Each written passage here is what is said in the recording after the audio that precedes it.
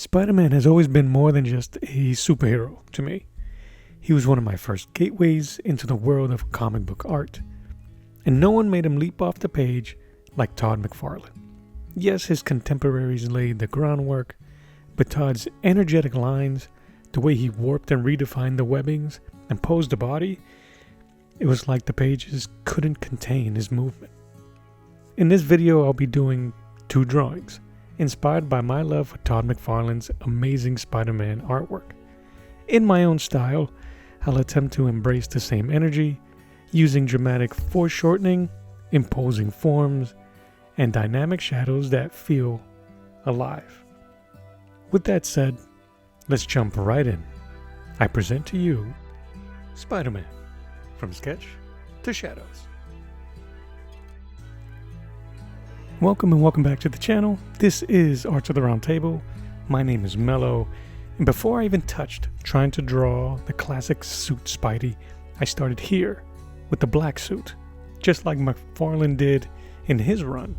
I wanted to get it out of the way, not because it was easy, but for me it was necessary. This drawing shows Spider-Man at his darkest, not a striking pose. I'm not trying to impress here. I'm trying to intimidate. And you can feel it, the weight of the suit, the silence before the storm. My goal was to emphasize his presence. My idea? Heavy blacks, exaggerated anatomy, and a focus on mood. I wasn't interested in motion. I wanted menace. The symbiote is creeping in. This might be a pause in the action, but the real fight is happening in the inside. My tools for both drawings is a thin HB lead on mixed media paper, the same that I've used in my last few drawings and paintings. I have a lot of this, so I'm taking advantage of it. Later on, I'm simply using India ink with either a brush or a brush pen and microns for smaller details. One of the biggest challenges with this first drawing was knowing that most of it would live in deep black and heavy shadows. And when you're covering that much of the figure in darkness, the risk is losing clarity, losing form. So I had to be really intentional about what I left visible. The pose, the silhouette, the negative space, they all had to carry the weight of the composition. Even in shadow, Spider-Man still has to be instantly recognizable. But on the other hand, what made this exercise so freeing was the ink itself. India ink lets you go bold, deep shadows, stark contrast, unapologetic marks. There's something raw about it. It's messy, it's expressive. You can't tiptoe when you're working with this much India ink. You have to commit.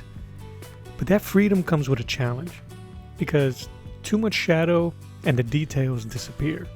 So I had to be deliberate about what I left out, just as much as what I put in. To do that, I leaned on negative space, using the areas I didn't touch to define the form and the structure. No outlines, no shading, just space and shape. The biggest tool in that approach was the white spider symbol across his chest and his abs. It wasn't just graphic, it's anatomical. It allowed me to use suggestive lines to show muscle and weight without over-rendering. It gives the illusion of volume without clutter. And then there's the most recognizable part of Spider-Man's suit, the eyes. The whites of his eyes pop through all that darkness like a spotlight. They tell you exactly where to look and exactly what to feel. That contrast between the void of shadow and the clarity of negative space is what makes this version of Spider-Man feel so heavy, so still, but to me, so alive. I'll be honest, I used to be intimidated by India ink. The finality, it scared me. Once it's on the page, it's there. No erasing, no second chances. Yeah, you can use whiteout. But that fear used to slow me down, and I'd hesitate, afraid to ruin something with one wrong stroke. But over time, with repetition, mistakes, and a lot of learning, I started to shift. Now I don't fear the ink, I respect it. I understand what it demands. Precision, confidence, and a trust in instincts.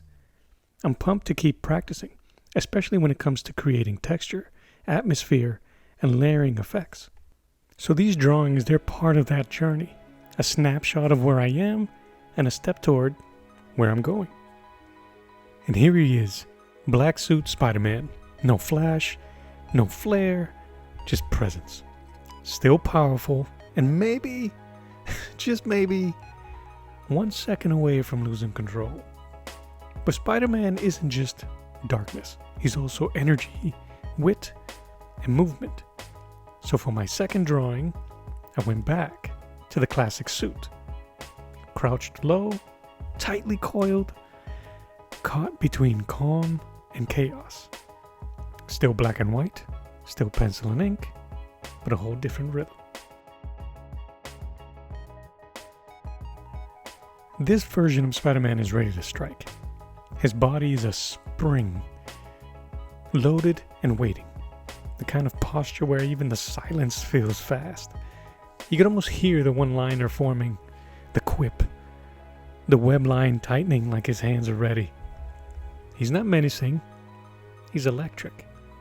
And every line I drew was about capturing that tension between playful and precise. I kept the tools the same, lead pencil, India ink, but the energy was different this time. This version of Spider-Man may feel looser and more energetic, even though the pose is static. But drawing him was anything but easy. Spider-Man has what I call a loose anatomy. He bends, he twists and moves in ways that break the rules of human proportions. And while that freedom is part of what makes him so iconic, it's also probably the biggest challenge. I'll be real. My understanding of anatomy doesn't let me get as wildly inventive as McFarlane. That guy can make limbs swing in directions that felt both insane and perfect. Me, I still want my figures to feel grounded, believable, but fantastically real, if that makes sense. That's why I work with maquettes and posable models. They help me anchor the structures, not to limit the creativity, but to give me the confidence to then go nuts with the details. Once I know the pose feels real, I can then let the ink flow. And compared to the first drawing, which was all shadow and weight, this piece is about the opposite. Here, I wanted Spider-Man to feel recognizable and in the light. Less mystery, more motion. The shadows are lighter. The lighting isn't as dramatic. I wanted his suit to read instantly. The classic icon, crouched and ready to spring. So while the first drawing was about pressure and presence, this one was about readability and rhythm. One shows you what Spider-Man hides. The other, what makes him shine.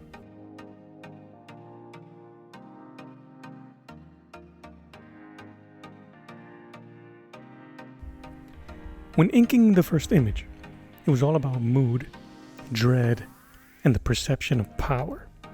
This second image is all about showcasing his strength, Spider-Man's poise, and control.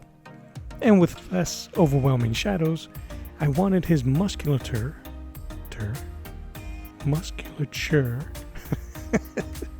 to be on full display. The pose may be grounded, but every line is working to suggest motion, even when nothing's happening yet.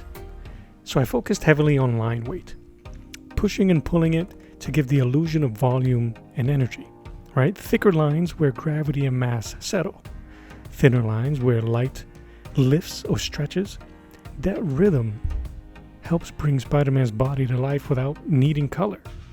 And then there's the fluidity. I keep the lines moving. I don't want anything to feel stiff or locked. Spider-Man is never frozen.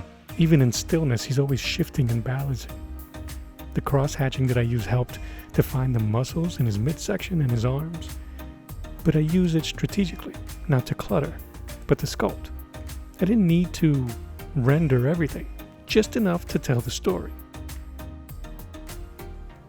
On the first image, I used the inks to tell you there might be something very, very wrong. Well, this one, I'm using the inks to tell you he's a superhero on the edge of action, and he's ready. If you've ever wrestled with inking anatomy or just trying to make a figure read through shadow, leave your thoughts and comments below. I read every single one of them. And if you're vibing with this mix of storytelling and technique, hit that like button and make sure to subscribe.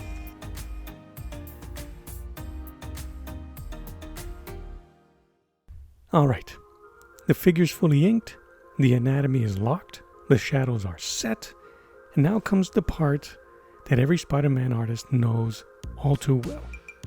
The lines on the suit. Drawing Spider-Man's webbing is one of those things that are super fun and completely maddening at the same time. It's like decorating a Christmas tree that won't stop moving. Every little arc has to follow the form, wrap around the muscles, it has to stay consistent. It's tedious, it's time consuming, but it's also a rite of passage. Every comic nerd with a pen has to do it. You earn your Spidey stripes, one curve at a time. And when it's done, your back hurts, your eyes are sore, you're fried. But there's something iconic about that suit with those lines.